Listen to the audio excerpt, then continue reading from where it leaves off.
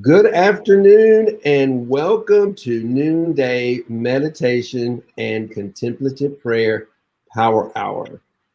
My name is Martin Coward, and we opened up this virtual sanctuary over a year ago to provide a safe place for a refuge, if you will, for us to come together to love and support each other through the pandemic. And I'm so excited today to have a friend and my personal speech coach, Robyn Hatcher, joining us today to talk about something that actually I've been talking about in my workshops all week, and that is imposter syndrome. Oh, that's funny. You've been And so telling me it's so funny that this was the topic that you were going to talk about today, because I think it's right on target.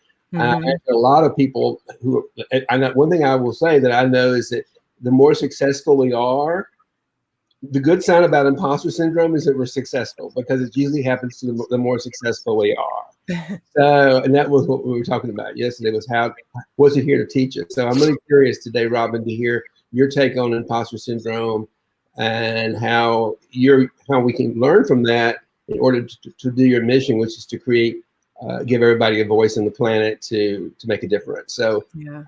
That's enough. That's enough from me for right now, because I'm here every day. I know people want to hear more about what you got to say and meet you, and you have no problem communicating because I learned from you. So it's great to have you here on my show to share with us. So Robyn, welcome to our show today, and take it from here. Thank you so much for having me on, Martin. It's my pleasure to be here and to see you thriving in this venue. Yeah, imposter syndrome. Like, I start with imposter syndrome by talking about his cousin, the notorious NBG is how I like to call him. And the notorious NBG is the negativity bias glitch. And so notorious NBG is very closely related to the insidious imposter syndrome. So if they were rappers, they would be like doing shows together and doing gigs together, and they'd probably be cutting albums together. But they're not rappers, but they kind of like rappers, because they get in your head and they tell you all of this stuff, and you kind of believe it. It's like, you hear this song over and over and over and over again in your head. It's just like an earworm. It's like the song that keeps playing. It's like, oh yeah, I know that song. It's really familiar. I'm not really good enough to do this, right? And so, yeah, I get that song. But the reason why I call it the negativity bias glitch is because it is like a brain glitch. It's like it's part of the way that our DNA and way of our evolution structured our brain. And the thing that I like to tell people to notice and recognize about it is the fact that the notorious NBG is there because he thinks he's helping you. He thinks it's like really going to help, because that's part of the survivor mechanism of our brain. And so the brain is really situated to make us feel as safe as possible and to help us to survive under any circumstances. So when you think about evolution and you think about, when we as mammals were starting to just explore the tundra, it was really, really important for our brains to remember all the negative things that were out there, so that if we had to, we were crossing a fjord or something, and there was this big gulf or big hole, and you saw one of your friends fall down that hole, you would think, I got to remember where that hole is, right? And so it's going to stick in your brain. And so the same thing is like with it's happening nowadays. It's like, so it wants you to remember, like, or if you saw a snake and it bit your friend on the ankle, and like a couple of days later, your friend died, you're going to think, okay, now I know something about those little squirrely things on the ground. They're dangerous. I got to stay away from them. And so that part of our brain has always been there, and it's there to keep us safe. And so now as we've evolved and now we know what snakes are, and we know what, that part of our brain is still there, and it's still very active. And that's where the notorious NBG comes in, because it's like over activate. It's like, yeah, I got to keep you safe. I got to keep you safe. But sometimes it overdoes its job. It's like we know what snakes are, and it's still like helpful, for babies. Like if they put their hands on a stove, they need to know and remember if they get burned, then the next time they're not going to do that. So that's something that we still need a little bit of that NBG in our brain, but it goes into overdrive, and because it gets bored, because it doesn't need, we don't need it as much, but it still activates. And so when we have an event that happens to us, if somebody looks at us cross, if somebody didn't pick us in 5th grade for something, if somebody, a teacher excluded us in 10th grade, if we weren't chosen for the school play, all of those are events that get stuck in our negative memory. Because the brain thinks, okay, I'm going to warn Robyn the next time somebody even looks like they're not going to choose her for a play, she's going to have a negative reaction about that. So she's going to be warned about it. So it's a really interesting thing that happens with negativity. And we remember and we imprint negative emotions and events much faster and we keep it much longer than we do positive events. And it can take, I think it's the numbers, it can take up to 5 positive events or occurrences to get rid of a negative bias that's in our head. So negative bias is like, he's the older cousin. And then imposter syndrome comes in because all of those memories that are stored in our brain, those negative memories are the ones that pop up. So there's not a lot of room in our brain for all the positive things that we've already accomplished. So when we have all of this value that we've done something that's really amazing, and we have feedback from people that are wonderful, and we've studied really hard for an exam, and we got our MBA, or we got our MFA, or we got whatever we got, award, those are all brilliant things. But the negativity glitch is taking up half of your brain space. So all that positive stuff has like fallen down to it's bound in the buried memories. So imposter syndrome comes up when we are faced with something new, and then somebody says, oh yeah, can you do that? And your brain is like, I remember that bad time in soccer. I remember that rejection that I got last week. What do I do to deserve this? And you have to dig down into that other part of it. And a lot of us don't do that. So the imposter syndrome comes up. It's like, oh, I'm sorry, I'm not good enough. Does that make sense? Yeah, I'm tracking you. I call that the shadow. And just to sort of bring you into what I was saying when I was talking about yesterday, what is it here to teach us? And like, to me, shadow is always, it's by its nature, it's dark and negative. Mm-hmm.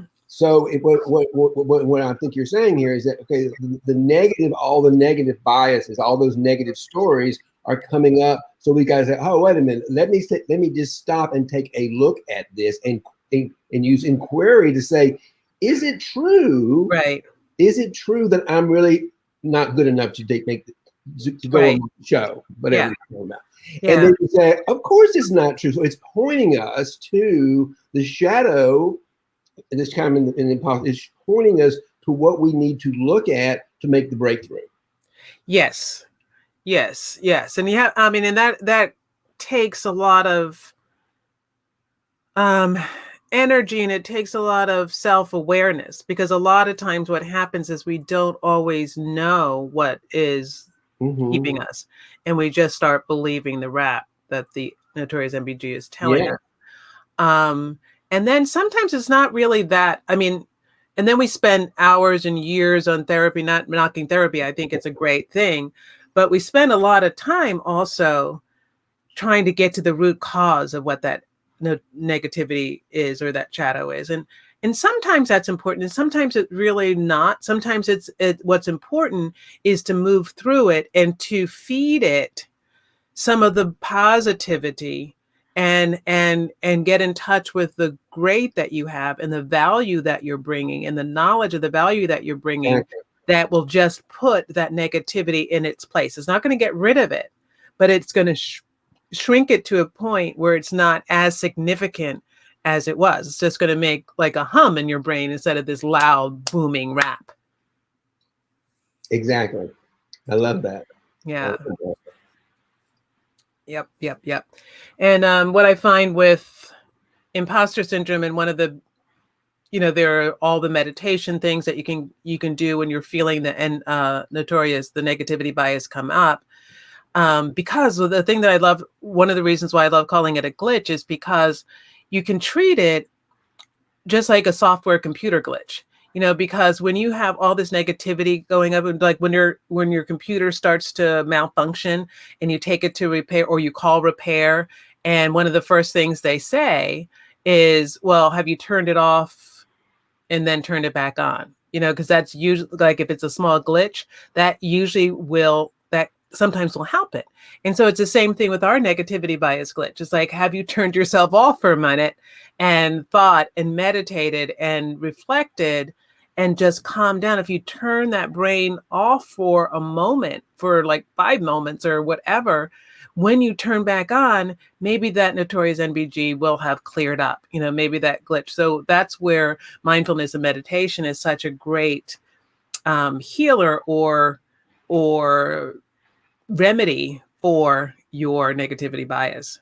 Yes, and I love it because I'm just going to jump in here. This is exactly why I have this program. Yeah, is because negativity bias shows up in all. And that's the way the binary brain works. It's always looking and comparing and contrasting us to other people. Right. So when we stop and we meditate, what I call it the art of surrender. I say, okay, my brain is telling me I'm not good enough. I'm stupid. I don't know. The thing is, I don't know how. And whatever nonsense my brain is doing right now, for whatever reasons, I don't need to question it. I just know it's happening. Right. I just stop, slow down, and intentionally say, God, the universe, whatever you call that higher power.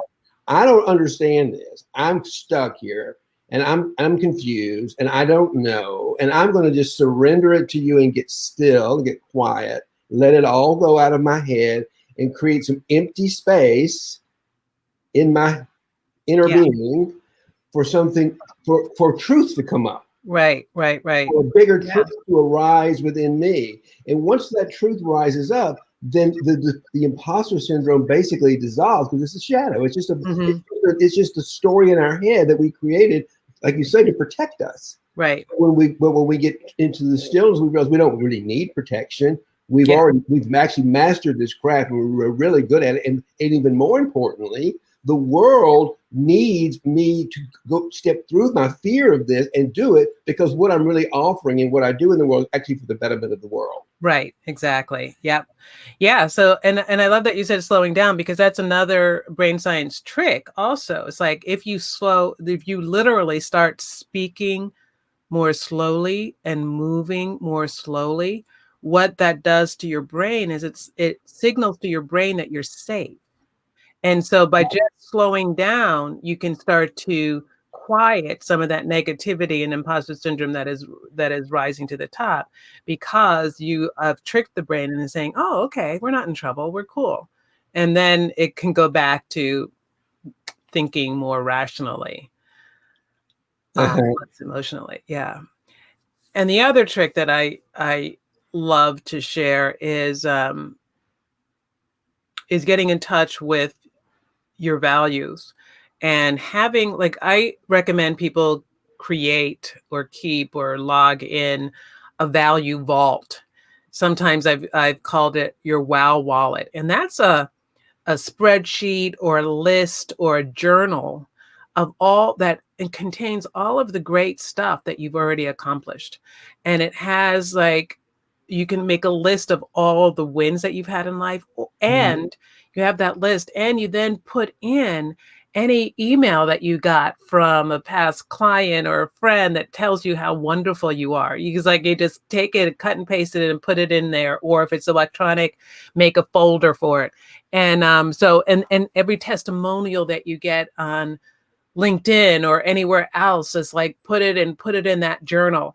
And if you've gotten feedback from a boss or feedback from a direct report, even, write it down, put it in that journal. Any win that you've had, any awards that you've won, And whenever you feel that creepiness of the imposter syndrome come up, then you take out your value vault and you read it through, and it's like, whoa, you read it out loud. It's like, I am awesome. It's like that. Look at that.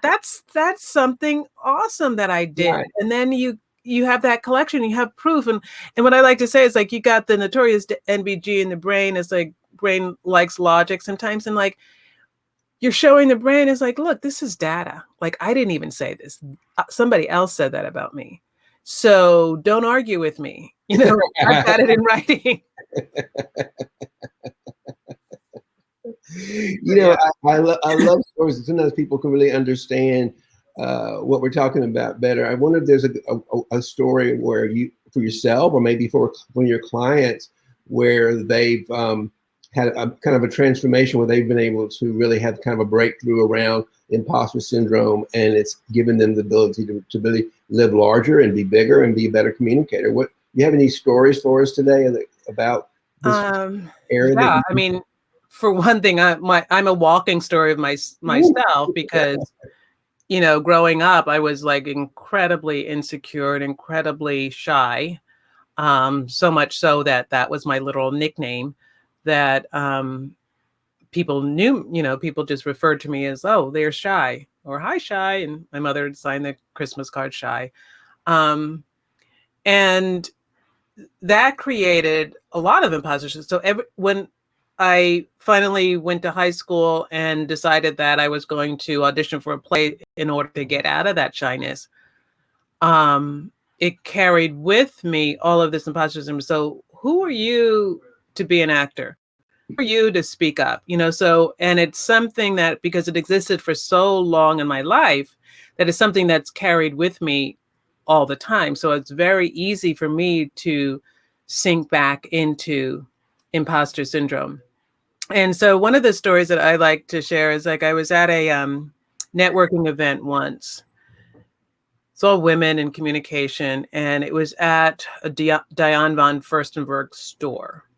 And I remember walking in, and immediately, for some odd reason, I felt completely out of place. And this was like, I had my own business. This is just like maybe 6-7 years ago.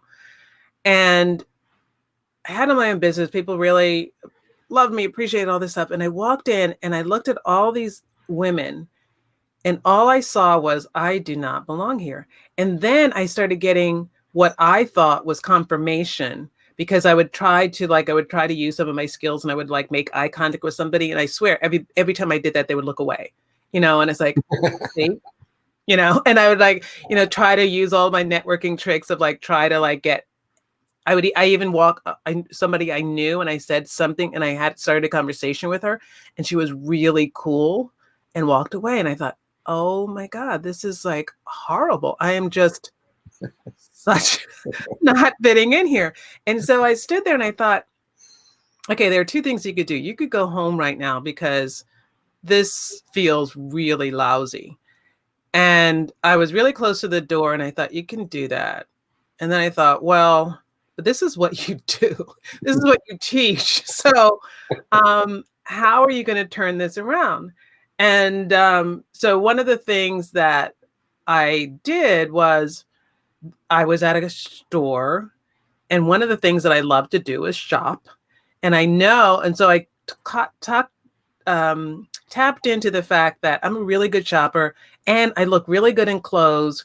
And this is something that I know about, and it's like, I've heard it over and over again, how well I dress and all that. So that's something that I tapped into, and I said, that I can do. So I went to and started looking at the dresses, and I started looking at it, and I found this dress, and I was going to try it on, because of course you don't have to talk to anybody when you're shopping and trying it on. So I go and stand online, and someone else was holding a dress exactly like I was trying on. So that was an instant conversation starter. So we started talking, and she asked me what I did, and I told her, we started talking about what I did, and she said, oh, I could use you.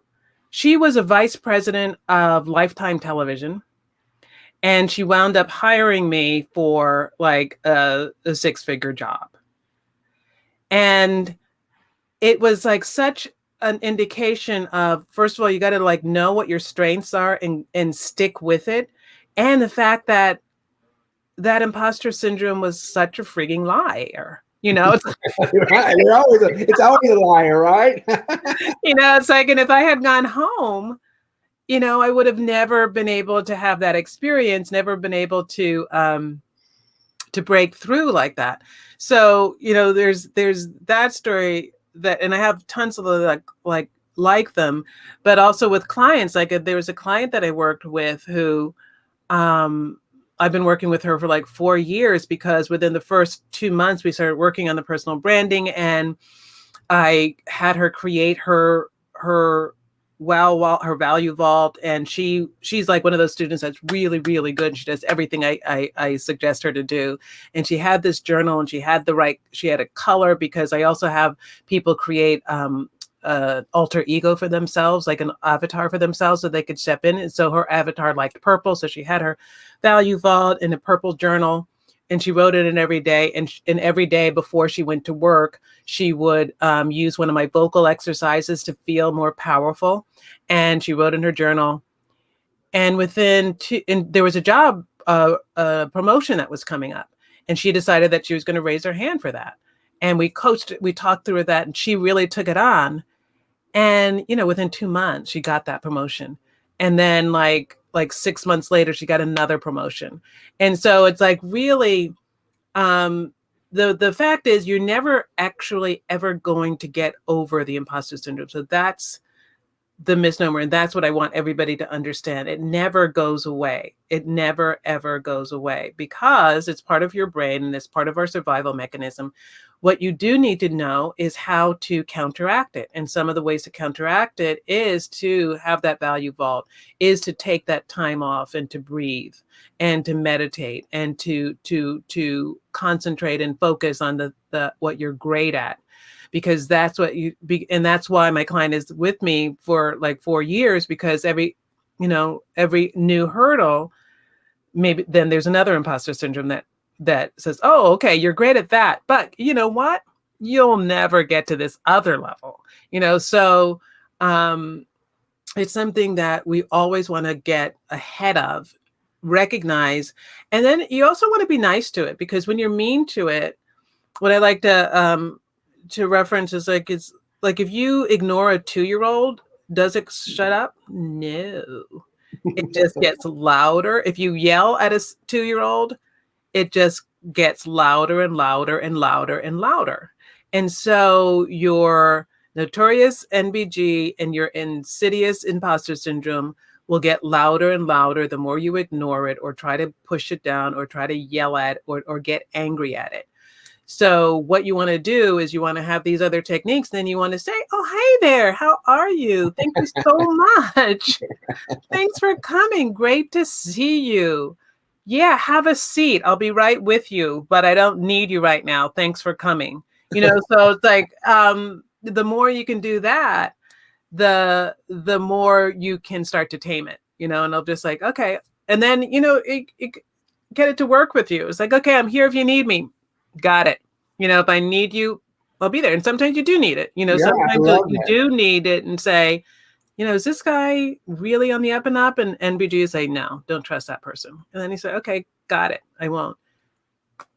Yeah, because sometimes we just take a second and step back and take a look. Maybe there is something dangerous about what we're being asked to do. And we might say, you know what? Thank you, imposter syndrome. This is just not something that really is in my wheelhouse, and I don't. Right. This is something I really don't know about, and this is not something that I feel comfortable going on and talking about, because this is not in my wheelhouse. So there's the whole. I think what you're saying is, it is your ally, it is your friend, and when you begin to see it that way, so as you begin to get closer, more intimate with that relationship, you're able to stop and question it.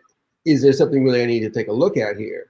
Yeah. And is it an internal conflict within me that's telling me that I'm not good enough? Or is there something out here in the world that I'm being invited into that really isn't something that I need to be spending my time on?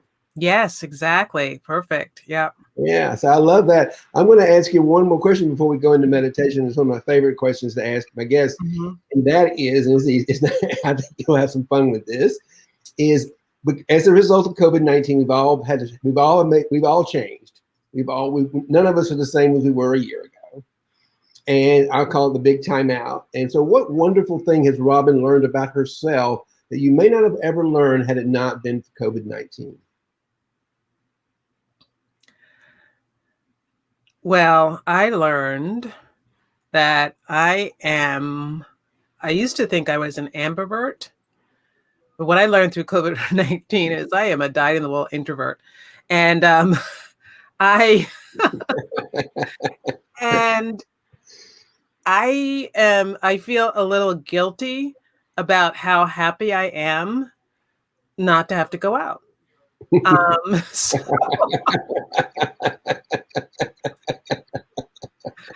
that's one of the things I learned, it's like, because before COVID, I was out probably 5 out of the 7 nights a week, either a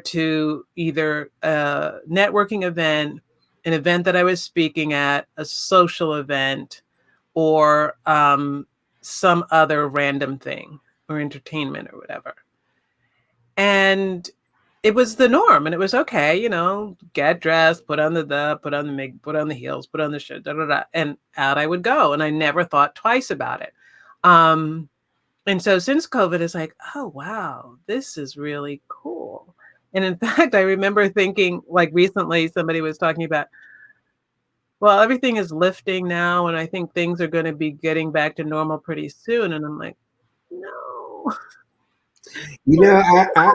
I know the world must think, okay, we are 2 public speakers who love to get on the stage to talk. And I would say too, I really, the closer I am to that permission I am to that introvert inside of me, because I was always taught earlier that, if you were an introvert, you couldn't sell, you had to be out there. And I think it's the exact opposite. Yeah. Actually. And I think that when we get up on the stage and we're not performing, we're actually coming from the heart, which is where the introvert, I think, hangs out.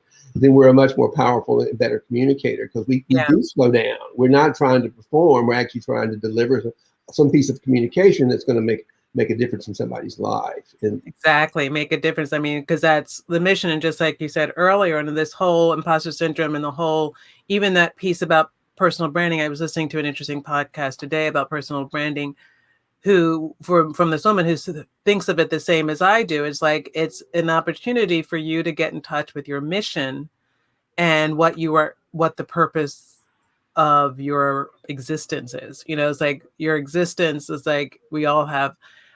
Oh, and I just heard this quote on the Chopra meditation today, and it was who was it? Irma Birnbach quote, who said that when she goes to heaven and meets God, she just doesn't want him to say that she wasted any of her talent or something like that. It's like, this is a paraphrase. It's like, I just don't want to end up on my last day thinking that I wasted 1 iota of the talent or the gifts that were given to me.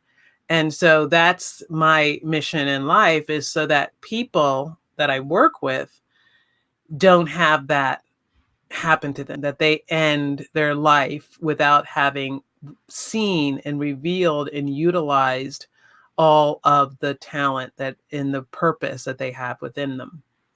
Right. And so many, particularly in the world, and I see sometimes with my clients, is they've got so much potential, but they're so afraid of letting it out. Right. Because they got that imposter syndrome telling them they're really not smart enough. But you and I can see that's not true. They've got a tremendous gift that just needs to be expressed and told, right, and shared, because everybody's story is important. I'll just share one more thing, and that is around storytelling. And that is that, as you know, I spent 9 months at Ground Zero after 9/11 and taking care of the food. But really what I did was, most of the time I was literally sitting with people who were digging out body parts across the street, hearing them share their stories. And just listening to those stories is what's healing. And that's what I'm trying to say is, when you're a communicator, then what we're doing is we're sharing our stories that inspire others into their greatness. And sometimes it doesn't matter where they are. It's always about being able to sit and being a good communicator is just being able to listen, and so that you can inspire. And so thank you so much for what you're doing out there in the planet. And you certainly have been a tremendous help to me, because every time I have to get on stage, I call Robyn, and she is my personal, not my own personal life. She's got plenty of clients, I'm sure. I know she does. Is that the only one? You're I'm the only one. Yeah, you're the only but I am her favorite client, I'm sure.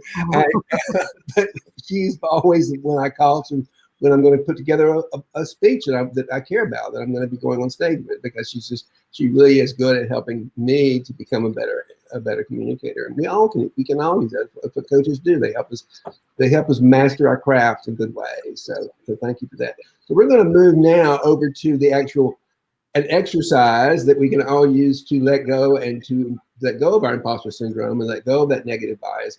It's really everything in our heads. It's really like, and what I do, and we're going to go into meditation, and this is how it's going to look. I'm going to go through a little bit we're going to start, it's a 20-minute meditation, and the first 5 minutes are me sort of guiding people into that meditation space. And I do something called centering prayer, which is a technique of getting still and centering around our heart. And it starts with just stopping, getting still, begin to feel our life energy in the body, so that we know that we are alive, and it is that unseen life energy spark that we're actually opening our hearts up to, that creative spirit that doesn't know, and the egoic brain, it likes to know everything and knows absolutely nothing, actually. So we can fall into that sweeter space of, I don't know, and I don't need to know. I'm not in control. There's something much bigger. Actually, the same thing that created everything we see in the universe is within us, and that's got a much better agenda than mine. So here's an opportunity through contemplative prayer to just take 20 minutes here and let go of all that agenda, all that nonsense, all that junk in our heads, and just let it all go and release it. So if you'll just follow along, Robyn, that would be great. And then we will get started. So here, and again, you're going to hear some interval timers and bells, which wake us up out of our trance. So I like to start with just raising your hands in the air. Just raise your hands. And I do that because I want to remind us, what do you think raised your hands? It wasn't your muscles. It was the life force energy within us. Because if you weren't alive, I don't care how strong you are, your muscles would not rise. And that's the part of us, you can't see it. You don't know what did it, but you know you can do it. So it's just to bring our awareness to that life force. And you can put our arms down. But also I do that this week because I'm celebrating women and I'm celebrating Robyn for inspiring us. And so now just sit still and begin to maybe sit up tall like a proud human being that you are. And allow yourself to begin to focus just on the breath. Just begin to go from outward thinking to inward thinking. We're going to take a little exploration into our interior landscape here and find out what's going on right now. And one of the things that I do to slow down the brain, scientists say that sometimes that when we're thinking, the back of our tongue is vibrating. So we can consciously slow down the vibration of the back of the tongue. It slows down the thinking. And the way I do that is I take the tip of my tongue and I rest it on the roof of my mouth behind my two front teeth and part my lips lightly and relax my jaw. I want to show you how to do that, and just do it and just breathe into it. So tongue on the roof of your mouth, behind your teeth, slightly open your lips and relax. Consciously imagine the breath gently massaging the back of the tongue, and just notice what might happen to your thinking.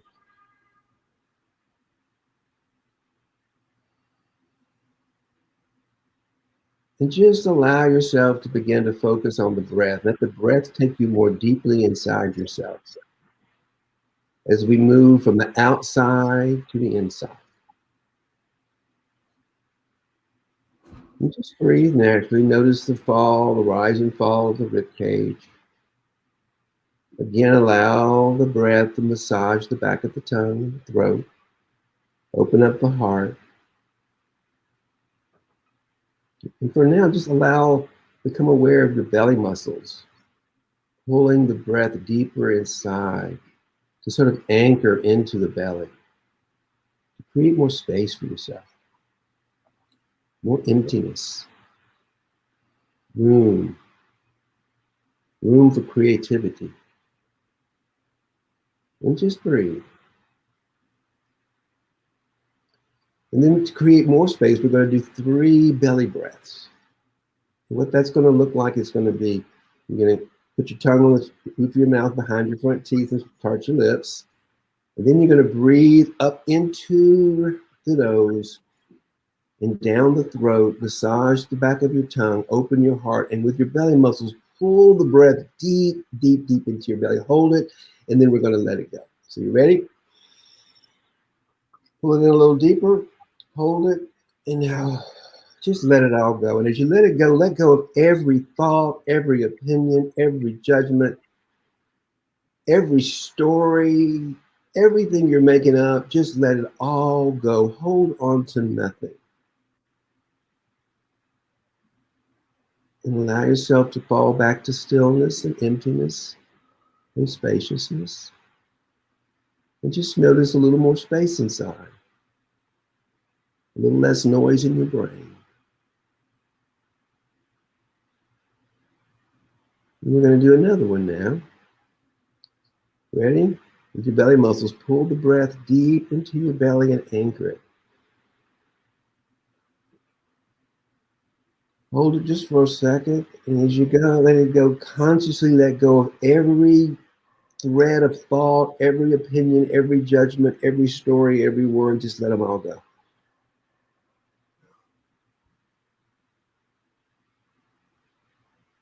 And just notice the emptiness, a little more space, a little more quiet, a little less thinking, a little more being. You don't really have to do anything right now. It's all about not doing.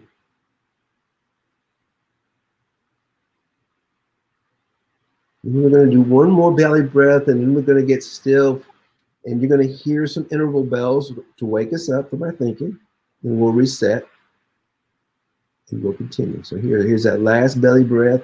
With the belly, pull the breath deep in through the nose, down the throat, massage the tongue, open the heart, and pull it deep into your belly. Hold it. Pull it a little bit more. Need a little more space. Now, just let it softly let it go and soften everything. Soften the mind. Soften the forehead. Soften the jaw. And just allow yourself to breathe naturally. And if thoughts arrive, as they will, just smile at them and say thank you and let them go.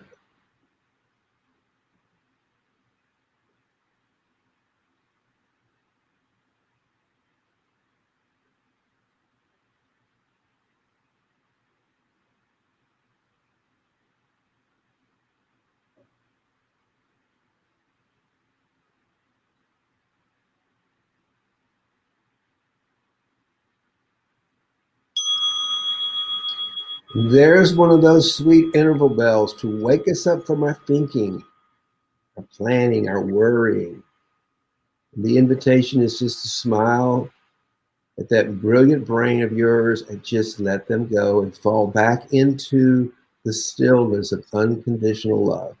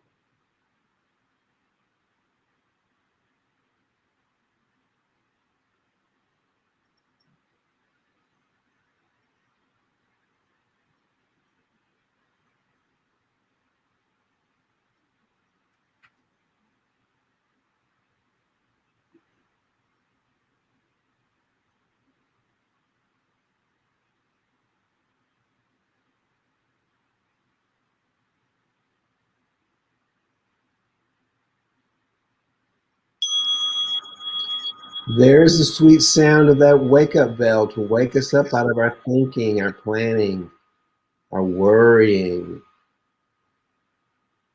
anything that we're holding on to. Just remind us to let go and fall back into that beautiful stillness of I don't know.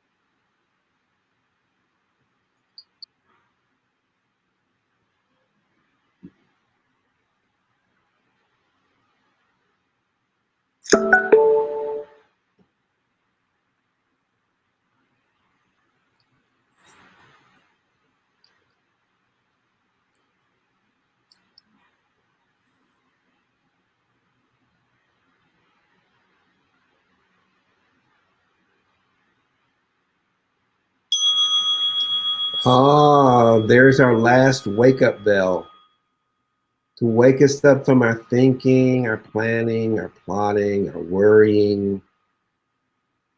And with a smile and some gratitude, thank that brilliant brain of yours for thinking, because that's what it does. But give it a moment off and just say, take a break and let everything go. Open your heart with love of the truth of who and what we are. Infinite love.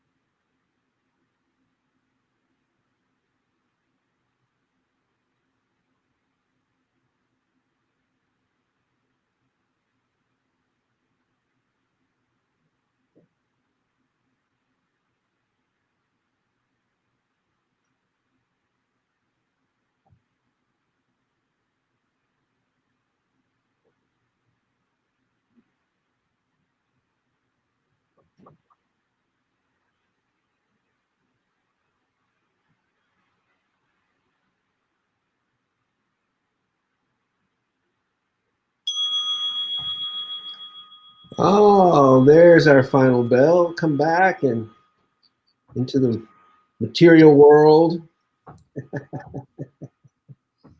And if you've got some comments you want to put in the comment about how you're feeling, please do. And again, if you're watching the replay, which most people do, we have more people watching in the replay than we do the live show, then please put your comments into the chat. I'll come back and answer them later for you. And if you'd like to find out more, you can always send me a direct message, and I'm more than happy to respond to you about anything we talk on this show at a deeper level, a more personal level. So those are both options that I make available to you. And Robyn, if people want to get to know you, what can they do? They can find me on LinkedIn, which is my platform of preference. So yes, Robyn Hatcher, ROBYNHATCHER, Hatcher on LinkedIn, or go to my little website where I have quite a few resources and information that you can take advantage of. So those two ways to reach out. Well, thank you for that. And I'll just want to finish up with one of the say thank you so much for this today, Ron, because it fits in very nicely with what I was talking about yesterday. I did a live workshop yesterday inside my Facebook group, Financial Heart Space for Gay, Bi, and Trans Men, entrepreneurs primarily, exactly about the subject of of the imposter syndrome, and what is it here to teach us? Mm-hmm. So, Robyn, you gave a wonderful sort of deeper dive into exactly what I talked about yesterday.